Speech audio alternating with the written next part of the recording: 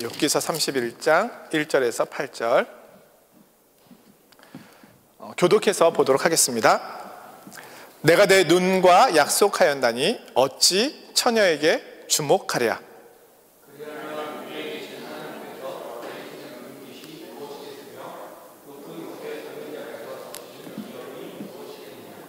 불의한 자에게는 환난이 아니겠느냐? 행악자에게는 불행이 아니겠느냐?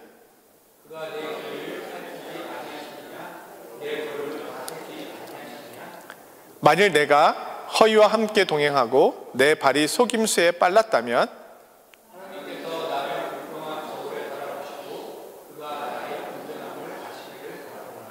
만일 내 걸음이 길에서 떠났거나 내 마음이 내 눈을 따랐거나 내 손에 더러운 것이 묻었다면 내가 심은 것을 타인이 먹으며 나의 소출이 뿌리채 뽑히기를 바라노라. 아멘. 우리가 함께 읽고 있는 이 욥기서, 특별히 28장부터 30장, 31장 오늘 본문까지는 이 세 명의 친구 엘리바스, 빌닷, 소발과의 이 욥을 공격했던, 정죄했던 말들이 다 끝나고 이제 욥이 자신의 처지에 대해서 지금 고백하고 있는 내용입니다. 그전에는 이제 욥의 세 친구들과 논쟁하기 위하여 말을 했다면 28장부터 오늘 이 31장까지는 내가 어떤 삶을 살아왔던가 하나님 앞에서 그 삶을 회고하고 돌아보는 거예요. 그래서 오늘 이 욥기 31장을 다 읽지 않았지만 이 내용에는 하나님 앞에서 지금까지 정직하게 살았던 그 고백을 담고 있는데, 그 주 내용의 첫 번째가 우리가 욥은 정직하여 악에서 떠난 자, 의롭고 정직하여 악에서 떠난 자라고 알고 있잖아요. 얼마나 의롭고 얼마나 정직하여 어떻게 악을 떠났는지가 사실은 자세하게 묘사되어 있습니다. 그러니까 정말 이런 사람이 있나? 이런 생각이 드는 존재가 사실 욥이에요. 그래서 앞서 말씀드렸었지만 여러분들은 욥의 고난이 오지 않습니다. 우리는 욥의 수준만큼 살고 있지 않습니다. 그러니까 마음 편안하게, 마음 편안한 건 아니지만 아무튼 욥기서의 말씀을 볼 때 욥의 고난만 너무 집중하지 않았으면 합니다. 욥은 이 고난도 감당할 만한 사람이었다, 이렇게 볼 수 있죠. 욥기서 31장에서 우리가 읽은 부분에서는 나는, 그러니까 욥이 얘기하는 거예요. 나는 여인에 대하여 정욕을 품지 않았다, 이제 이 이야기를 하는 거예요. 옛날에 욥이 살던 시대는 아브라함의 시대라고 이야기하거든요. 일부 다처제가 하나의 문화처럼 자리 잡았던 시대예요. 물론 일부 다처가 될 수밖에 없는 이유들을 많이 또 이야기하기도 하죠. 예를 들면 뭐 경제력이 없는 여인들을 함께 삶으로 인하여 경제적인 어떤 도움을 주는 어떤 그런 것도 있다, 뭐 이렇게도 이야기를 하는데, 그러나 욥은 한 연인과 살았다는 거예요. 아브라함과도 달랐고, 욥에게 7남 3녀가 있었잖아요. 10명의 자녀가 있었는데 한 아내와 살았다. 그렇게 유추해 볼 수 있는 것이 오늘 본문입니다. 나는 처녀에게 주목하지 않았다. 욥의 재력을 본다면, 그 당시에 욥이 가지고 있는 권위, 위치를 본다면 그 당시의 사회적인 문화 속에서 욥은 얼마든지 합법적이지는 않지만 자신의 권위를 이용해서 자신의 욕심을 풀 수 있는 그런 환경 속에 있었던 사람입니다. 그럼에도 불구하고 그는 그렇게 하지 않았다는 거예요. 그 이유는 4절에 이렇게 말씀하고 있는데, 우리가 읽은 본문에 그가 내 길을 살피지 아니하시느냐? 내 걸음을 다 세지 아니하시느냐. 6절에는 하나님께서 나를 공평한 저울에 달아보시고 그가 나의 온전함을 아시기를 바라노라. 하나님 때문이라는 거예요. 나에게 그런 욕구가 없어서가 아니고 그럴 만한 힘이 없어서가 아니라 하나님께서 보실 때 이것은 하나님께서 기뻐하시지 않는 거지 라고 욥이 판단했다는 거예요. 그래서 자신의 의지를 다해서 나는 처녀에게 주목하지 않았다, 이렇게 표현하는 것이고요. 우리가 함께 읽지 않았지만 9절 이하에 보면은 이런 말씀이 나와요. 9절 제가 한번 읽어드릴게요. 만일 내 마음이 여인에게 유혹되어 이웃의 문을 엿보아 문에서 숨어 기다렸다면, 이거는 이제 오늘말로 하면 불륜이에요. 성경은 정말 정직한 책이에요. 우리 인생의 삶의 모습을 걸러내지 않고 그대로 보여주는 거예요. 욥이 살던 시대에도 사람들은 다르지 않아요. 우리처럼 힘이 있고, 경제력이 있고, 욕구가 있다면 하고 싶은 대로 한다는 거예요. 그것이 설령 가정을 무너뜨리고 죄가 된다 하더라도 나의 육정을 그렇게 사용하겠다는 거예요. 그런 시대에 살던 욥이 나는 그렇게 하지 않았다는 거예요. 나는 철저하게 내 아내를 지키고 내 가정을 지키려고 하였다. 근데 이런 이야기를 한다는 것 자체가 너무 당연한 이야기일 수 있잖아요. 뭐 당연한 얘기를 왜 이렇게 해? 근데 여러분, 오늘날 우리가 살고 있는 사회도 보십시오. 너무 당연함에도 불구하고 그렇지 않음으로 인하여 생겨나는, 무너져가는 가정들이 얼마나 많습니까? 좀 미안한 이야기지만 SK그룹의 최태원 회장님이 아내하고 이혼 소송을 벌였는데 1조 몇천억이라고 하는 위자료를 물게 됐잖아요. 근데 판사, 제가 뉴스에 나온 것만 봤어요. 판사가 일부 일처제라고 하는 이 결혼 제도, 이 가정의 제도를 무너뜨렸다. 그거에 대한 책임을 물었다는 거예요. 그런데 이거는 재판에서 드러났기 때문에 그렇지 드러나지 않은 일들이 얼마나 많겠습니까? 욥도 그 시대에 그것이 얼마나 만연했다는 걸 알고 있는 거예요. 그런데 나는 그렇지 않았다. 그렇게 이제 이야기하고 있는 거예요. 그 다음에 이제 13절 이하에 보면은 나는 종들에게 갑질하지 않았다.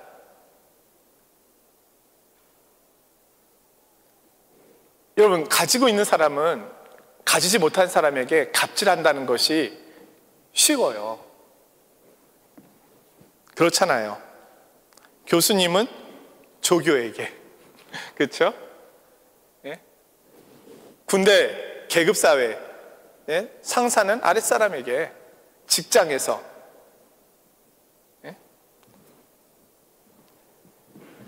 욥은요, 남종이나 여종이 나와 더불어 쟁론할 때에, 아니 여종과 남종이 자신과 논쟁을 했다는 거예요. 욥과 같은 인물한테. 근데 그들의 권리를 지켜줬다는 거예요. 그럼 우리 같으면 욥의 위치라면 너 나가. 너 당장 자른다 할 수 있잖아요. 아니 그냥 일을 안 한 것도 아니고 주인에게 대든 거잖아요. 논쟁했잖아요. 우리 한국 사회는 말대꾸라는 표현이 있잖아요. 시키면 시키는 대로 하지 어디서 말대꾸야, 이런 거 있잖아요. 욥은 그렇지 않았다는 거예요. 성경에 갑질이 나올 줄이야. 근데 왜 이렇게 했냐면 14절에 이렇게 말씀하는데요. 하나님이 일어나실 때에 내가 어떻게 하겠느냐, 하나님이 심판하실 때에 내가 무엇이라고 대답하겠느냐. 내가 종들에게 한 행위까지도 하나님이 나를 판단하고 심판하실 거라고 생각했다는 거예요. 대단하지 않아요? 15절에 이렇게 이야기하는데요. 나를 태 속에 만드시니가 그도 만들지 아니하셨느냐? 우리를 뱃속에 지으시니가 한 분이 아니시냐? 하나님이 나를 만드신 것처럼 남종과 여종도 만드셨다는 거예요. 내가 하나님의 형상대로 지음받은 것처럼 이들도 비록 종이지만 여러 가지 상황과 형편 때문에 종으로 우리 집에서 일하고 있지만 그도 하나님의 형상이지 않느냐? 하나님이 그도 만드시지 않았느냐? 그런데 내가 어떻게 그를 함부로 할 수 있겠느냐? 와, 욥은요 정말 일반적인 사람이 아니에요.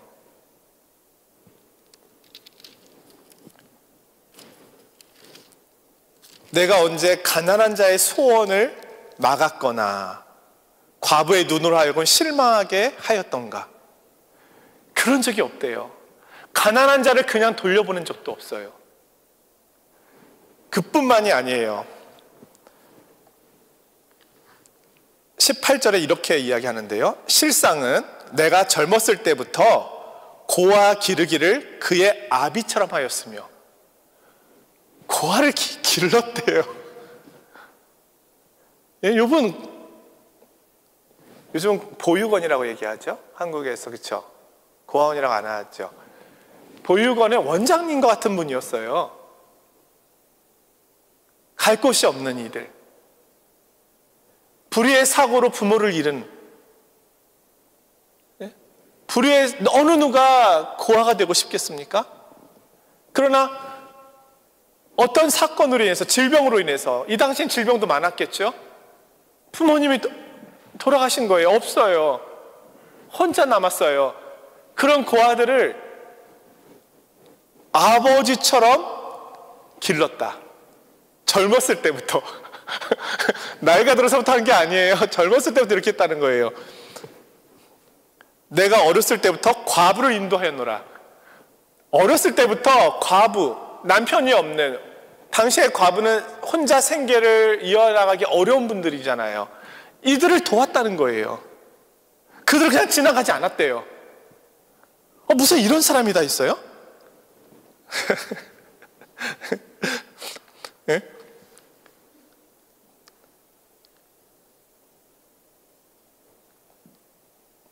23절에는 또 이렇게 얘기해요. 나는 하나님의 재앙을 심히 두려워하고 그의 위엄으로 말미암아 그렇게 했다는 거예요. 내가 그렇게 했던 이유는 하나님이 나를 보고 계시니까. 그래서 내가 하나님께로부터 오는 재앙이 두려워서 나는 함부로 그들에게 할 수 없었다.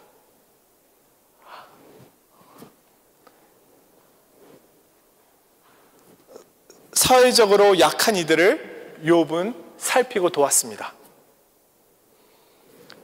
24절 이하에는 24절에 이렇게 말씀하거든요. 만일 내가 내 소망을 금에다 두고 순금에게 너는 내 의뢰하는 바라 하였다면, 한마디로 욥은 황금 보기를 돌같이 했어요. 황금과 재산, 욥은 당대에 정말 그 지역의 지주를 넘어서서 왕과 같은 위치에 있는 그런 사람이었는데, 그가 가지고 있는 재산이 얼마나 많습니까? 종들은 얼마나 많아요? 양이 얼마나 많았어요? 짐승들이 얼마나 많았어요? 그런데 그런 것들에 내가 눈을 두지 않았다. 그들을 섬기지 않았다. 그들을 의지하지 않았다는 거예요. 그럼 욥은 누구를 의지한 거예요? 복 주시는 하나님을 의지했다는 거예요.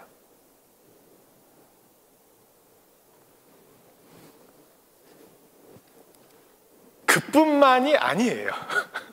예? 욥, 내가 하나님 나라에 가면 당신을 바르게 가르친 거에 대해서 인정해 주시게. 예? 자, 29절에는 이렇게 또 말하는데요. 내가 언제 나를 미워하는 자의 멸망을 기뻐하고 그가 재난을 당함으로 즐거워했던가? 자기를 미워하는 자가 멸망할 때 기뻐하지 않았대요. 우리는 사천이 땅만 사도 배가 아픈데 욥은 자신을 미워하는 자가 멸망하는 걸 기뻐하지 않았고 그가 재난 당할 때 즐거워하지 않았대요. 우리는 쌤통이다 이런 표현을 쓰는데, 오우, 32절은 더한데요. 실상은 나그네가 거리에서 자지 아니하도록 나는 행인에게 문을 열어주었노라. 다른 것까지는 제가 그래 좋아 했는데, 나그네가 거리에서 자지 않도록 자신의 집의 문을 열어놨대요. 여기 와서 쉬었다 가시게.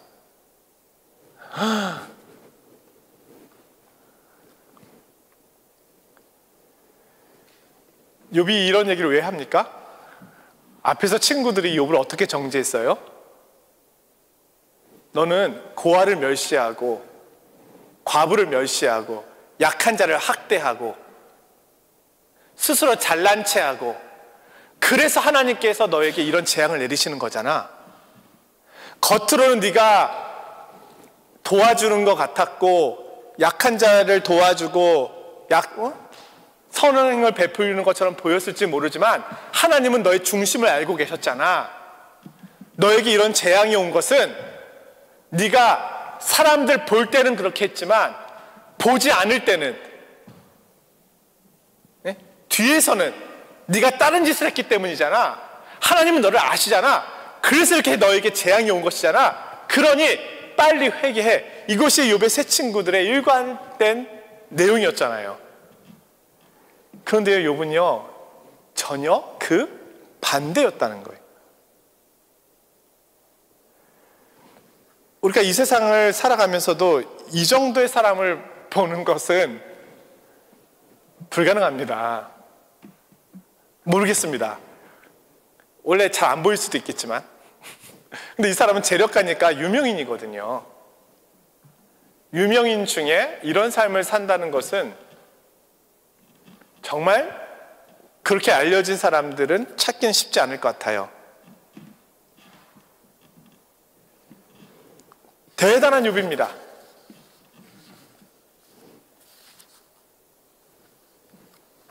욥은 하나님 앞에서 살았던 사람입니다.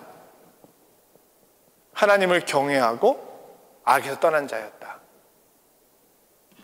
야고보서에 보면은 참된 경건이 무엇인지를 설명하고 있는데요. 하나님 앞에서의 참된 경건은 고아와 과부를 돌보며, 이런 말씀이 나오잖아요. 새 속에 물들지 아니하는 것이다. 욥이 딱 그 야고보서에서 말하는 경건에 해당하는 인물입니다. 고아와 과부를 돌보며 새 속에 물들지 않았다. 의와 공의, 정의로운 사람, 하나님께서 그토록 찾으시는 사람, 하나님의 말씀 앞에 하나님을 경외함으로 사는 자, 그가 바로 욥이었습니다. 물론 욥의 이 모습을 보면 감히 비교는 할 수 없지만 욥의 모습 속에서는 의와 공의의 삶을 살기 위해 노력했던 그의 노력을 보면 하나님의 아들이신 예수님의 모습이 사실은 함께 보여집니다. 이 땅에 예수님이 오셨을 때 어떻게 하셨나요? 사실 이런 모습으로 행하셨잖아요.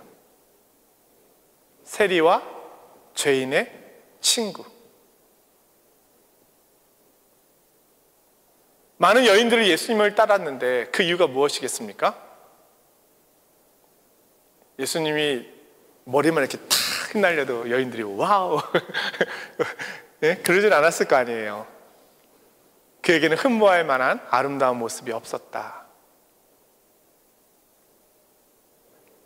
그 당시에 소외되고 죄 많은 여인, 소망 없는 이들, 귀신 들린 여인, 병든 여인, 어느 누구도 돌보지 않는 그들에게 예수님께서 하나님의 마음으로 손을 내미셨거든요. 그들에게는 유일한 소망이었던 거예요. 향유 옥합을 깨뜨려서 그분의 머리에 부어도 아깝지 않은 거예요. 그분만큼 나를 인정해주고 나를 위로해주고 나의 아픔을 치료해준 사람이 없으니까. 예수님은 철저하게 정말로 이 욥의 모습처럼, 뭐 거꾸로 얘기하면 욥이 예수님의 모습처럼인데, 시간적으로 보면 예수님은 여기 오늘 본문에 소개하고 있는 욥처럼 의로움과 정의로운 모습으로 살아가셨다. 예수님이 그렇게 하신 이유가 뭡니까? 하나님 아버지께서 원하시는 길, 그 길을 가셨잖아요. 욥이 사람이 두려워서 이렇게 한 것이 아니고 자기의 평판에 금이 갈까 봐, 자신이 살아온 생애에 흠집이 날까 봐 이렇게 한 것이 아니라 하나님 앞에서 내가 판단받는 것, 심판받는 것이 두려워 이렇게 했다는 거예요. 그런 의미에서 보면 욥은 신명기 28장에 나오는 신명기서의 핵심이 되는 말씀, 악을 행한 자는 책망을 받고 의를 행한 자는 복을 받으리라. 그 신명기의 말씀 그대로를 사실은 붙잡고 살았던 인물이에요. 내가 하나님 앞에 바르게 살아야 하나님이 나에게 복을 주신다. 내가 하나님 말씀대로 순종해야 하나님은 나에게 복을 주신다. 이것을 믿고 그대로 실천했던 인물입니다. 사실 이것은 하나님 말씀이잖아요. 신명기의 말씀이. 그러니까 틀리지 않잖아요. 우리가 하나님께 복 받으려면 어떻게 해야 합니까? 하나님 말씀대로 살아면 되잖아요. 그런데 하나님께 욥을 통해서 보여주시는 것은, 어떻게 보면 신명기 말씀 안에서 살았던 욥에게 일어난 이 일은 신명기 안에서 설명이 안 되는 일이잖아요. 하나님 말씀대로 살았고 하나님 말씀대로 행했는데 복이 온 듯 하였지만 심판이 왔잖아요. 이것에 대해서는 사실은 의문이 남는 부분이잖아요. 근데 이것을 욥의 삶을 통해서 우리에게 보여주셨다는 거예요. 의로운 자에게도 고난이 있다. 그것을 신명기의 말씀에 틀렸다라는 것을 말하는 것이 아니라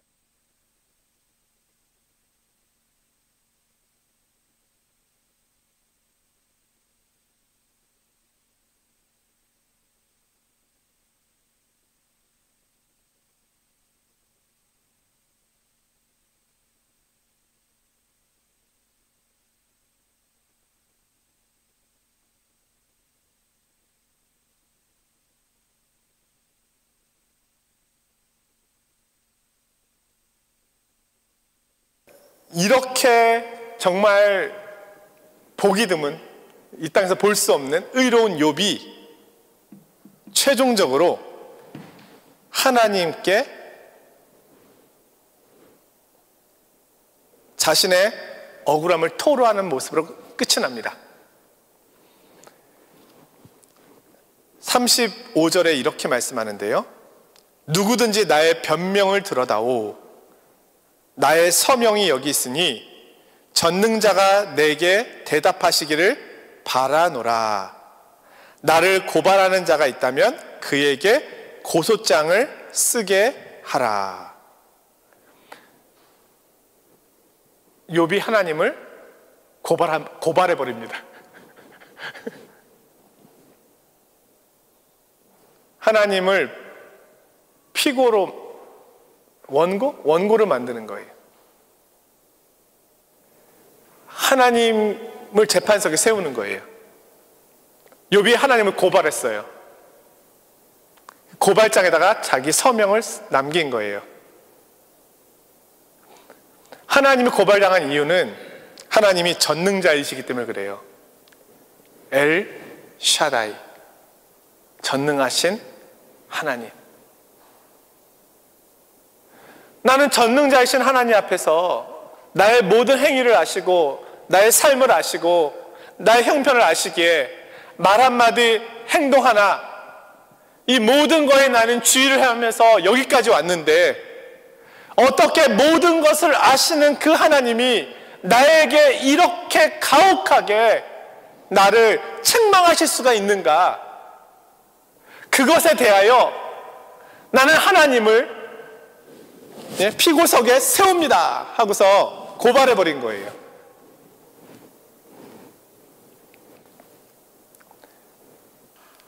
그러면 누가 판단해야 되나요? 피고석에 계신 하나님? 그러면 재판관은 누가 됩니까? 욥도 재판관이 없다는 것을 알아요. 욥의 이 답답한 마음을 토로할 수 있는 유일한 방법이 욥에게는 이거예요. 우리는 너무 힘들고 내가 이해할 수 없는 어떤 일이 생기면 하나님을 원망하잖아요. 할 수 있잖아요. 우리가 부모님께 하듯이. 근데 사실 전능하신 하나님은 우리에게 원망 들으실 만한 일을 사실은 하시지 않는 분이시잖아요. 완전하신 분이시니까. 욥의 고난도 욥에게는 엄청난 고통이지만 사실 하나님의 큰 세상 질서 안에서는 하나님이 잠시 허락한 일이잖아요. 그러나 욥은 내일 일을 알 수가 없고 지금 처해진 상황 형편에서는 자신이 처한 이 고통을 어떻게든 토로할 수밖에 없잖아요. 근데 욥이 선택한 방법은 하나님을 원망하는 방법은 아니었어요. 하나님을 떠나는 것도 아니었어요. 그가 할 수 있는 최선의 방법은 하나님보다 더 큰 하나님이 있다면 하나님을 제발 좀 판단해 주십시오. 네. 내가 정말 나의 이 억울함과 나의 이 상황을 토로해서 해결할 방법이 없는데 하나님은 침묵하고 계시니 전능하신 하나님 그분이 모르실 리가 없는데 모든 것을 아시는 분이 내게 이렇게 행하고 계시니 그분보다 더 크신 분이 있다면 제발 그분을 좀 판단해 주십시오. 이것이 욥이 자신의 처지를 하나님께 토로하는 방식이에요. 욥은 토로하는 방식도 어떤 면에서 의롭잖아요. 우리가 하나님을 원망하는 방식과 좀 다르지 않아요?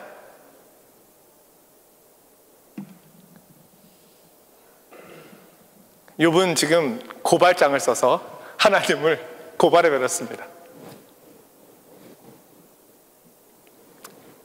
그런데 저는 이것이 욥의 믿음이고 우리가 본받아야 될 믿음이라고 생각합니다.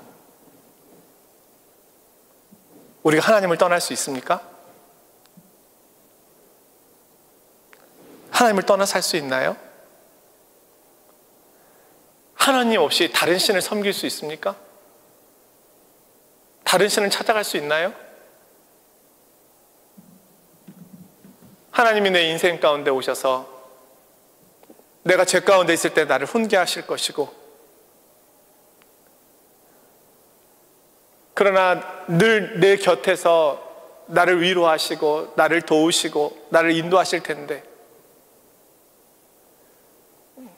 내가 그분이 보이지 않는다고 해서 만져지지 않는다고 해서 없다라고 얘기할 수 있나요? 내 생명과 호흡이 그분에게서 왔고 엘샤다이 전능하신 하나님께서 오늘도 나의 길을 인도하고 계시고 나를 돌보시고 계시는데 그러나 내가 이해할 수 없는 일들이 내 삶의 자리에 발생할 때 이 고난의 문제가 정말 어떻게 헤아리려고 해도 헤아릴 수 없는 상황으로 여겨질 때 우리가 이것을 어떻게 해결해야 합니까? 하나님을 떠날 수는 없잖아요. 부인할 수는 없잖아요.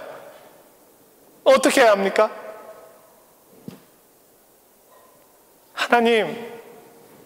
하나님보다 더 크신 분이 있다면 하나님의 판단을 주셨으면 좋겠습니다. 결국 욥은 하나님께 나아가는 거예요. 결국 우리가 나아갈 곳은 어디입니까? 하나님밖에 없어요. 하나님 때문에 힘들다고 생각할 수 있지만 그럼에도 불구하고 우리가 갈 수 있는 곳은 하나님 품밖에 없습니다. 욥의 이 고난 문제가 결국 어디서 해결됩니까? 하나님 안에서 해결되는 거예요. 하나님은 우리에게 가장 좋은 것을 주시는 분입니다. 아버지라도 자녀가 생선을 달라고 하면 뱀을 주지 않을 것이고 떡을 달라고 하면 돌을 주지 않을 텐데 하늘아버지께서 구하는 자에게 가장 좋은 것을 주시지 않겠느냐? 하늘아버지께서 오늘 우리의 삶의 자리가 어떠하든지 엘샤다이, 전능자, 전능하신 하나님, 그분이 나를 가장 잘 아시고 오늘도 나를 돌보시고 계신다. 이 믿음을 가지고 하나님 앞으로 담대히 나아가 우리의 모든 모습을 토로하는 그런 믿음의 사람들이 되시기를 주님의 이름으로 축원드립니다.